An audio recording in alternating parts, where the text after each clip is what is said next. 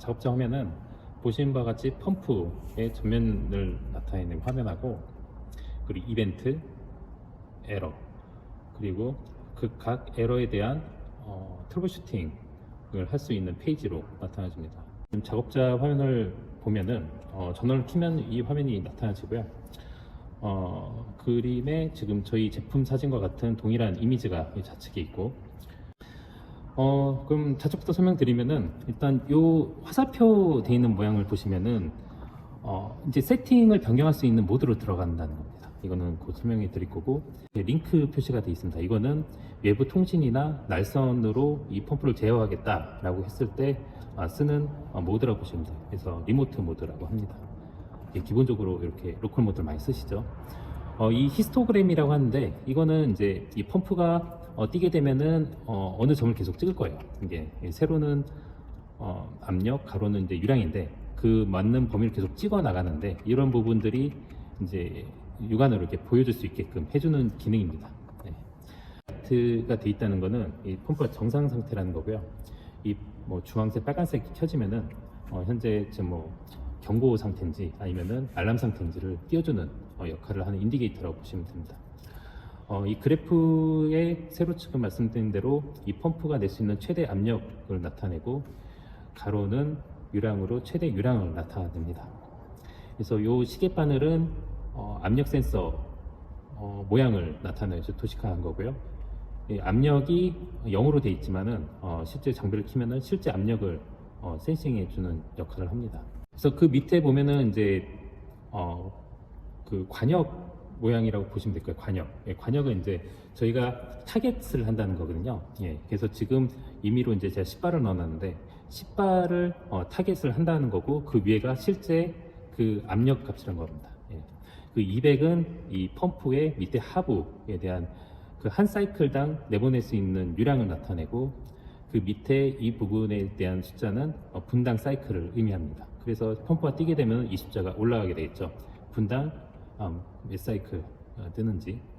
그리고 이 드럼 모양은, 요게 드럼을 쓰게 되면은 뭐 보통 200리터, 페이를 쓰게 되면은 20리터 이렇게 되는데, 기본적으로 실제 페이를 쓰게 되면은 그 안에 딱 20리터가 들어가져 있는 게 아니라 뭐 18리터, 어떨 때는 17리터, 뭐 비중이 높은 원료일 때는 뭐 절반도 안 들어가 있는 때가 있죠. 그 실제 양을 넣으시면은 펌프가 뛰면은 이 값이 점점 줄게 됨으로써 현재 남아있는 잔량을 우리가 이제 물론 육안으로도 볼 수 있지만은 이 ADM으로도 볼 수 있고, 추가로 저희가 외부 통신을 쓰게 되면은 그 값을 모니터링을 할 수 있는 기능을 제공하는 그런 내용이 이제 이 ADM 화면에 있다고 보시면 됩니다. 그 아래축은 이제 유량을 나타내고요. 마찬가지로 타겟은 지금 분당 300cc고 저희가 펌프가 뛰지 않기 때문에 지금 0cc로 되어 있는 상황이고요.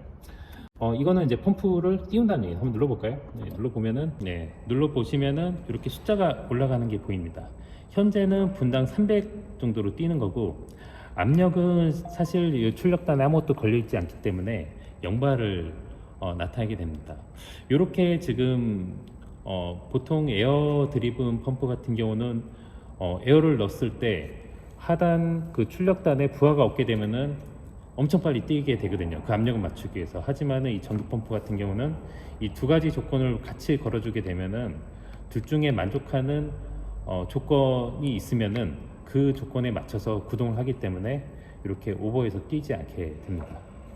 값을 세팅하는 방법에 대해서 말씀드리겠습니다. 지금 이 첫 번째 화면이고, 아까 설명드린 이 첫 번째 버튼을 눌러주게 되면은 내가 이 화면으로 들어간다는 의미거든요. 그래서 들어가면은 이렇게 이제 이 화살표 방이 바뀌었잖아요. 한 번 더 누르면 나간다는 의미고, 그럼 자 들어갈게요. 들어가면은 이렇게 노란색으로 액티브가 된 부분이 있습니다. 이 부분을 예를 들어 뭐 20바를 받고 싶다, 20바를 넣고 엔터를 넣어주게 되면은 타겟 값이 바뀌게 되고, 그 압력도 이렇게 좀 올라가게 되죠. 100바로 있습니다.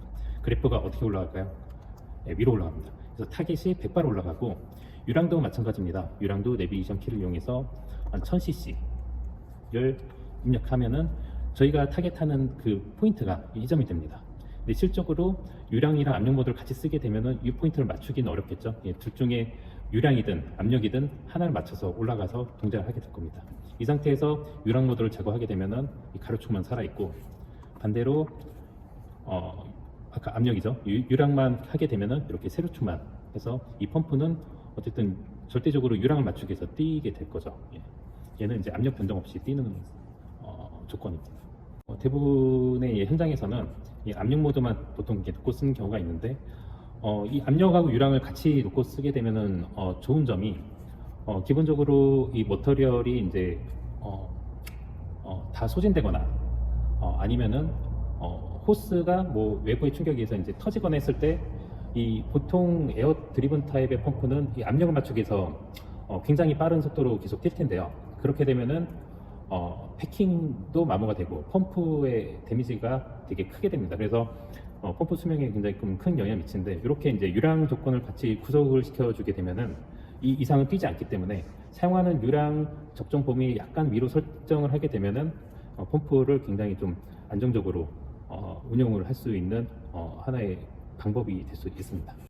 원까지는 여기까지 설명을 하면 될 것 같고요. 그 다음에 작업자분들이 몇 가지 좀 확인할 수 있는 부분이 이제 이벤트. 이벤트는 사실 큰 의미는 없습니다. 날짜별로 이 펌프를 켰는지, 언제 껐는지, 그리고 셋업 밸브가 이제 바뀌었는지 이런 부분들을 보는 거기 때문에 큰 의미를 두지 않으셔도 되고요. 중요한 이제 에러 코드입니다. 이 장비를 운영함에 있어서 언젠가는 이런 에러가 발생할 수 있거든요. 에러라고 해서 굉장히 장비에 문제만 있는 게 아니라 보신 바와 같이 드럼이 비었다라고 하는 부분도 에러가 될 수 있는 거죠. 왜냐하면 머터리얼이 다 소진되면은 원료가 공급이 안 돼서 어쨌든 품질에 영향을 줄 수 있는 상황이기 때문에 이것도 이제 에러로 다 디텍팅이 가게 됩니다. 그 와중에는 이제 외부하고 통신하고 있다면은 통신 에러 같은 것도 있고요. 이 에러는 저희 매뉴얼에 보면 그 리스트업이 되어 있고요. 그 각각에 대한 내용도 어떻게 또 조치를 해야 되는지도 상세하게 표현이 되어 있고요. 트러블슈팅 페이지로 가시면은 그 기존에 발생한 에러 코드가 뜨게 되고요. 이 에러 코드 중에서 이해가 안 가는 부분들은 매뉴얼을 보셔도 되고 아니면은 원하는 에러 코드 위치로 가서 물음표를 누르게 되면은 이 에러 코드에 해당하는 QR이 뜨게 됩니다. QR을 스마트폰으로 찍게 되면은 이렇게 helpgraco.com 사이트로 이동하게 되고 이 QR 코드에 해당하는 에러에 대한 설명과 그에 대한 조치 사항이 자동으로 뜨게 됩니다.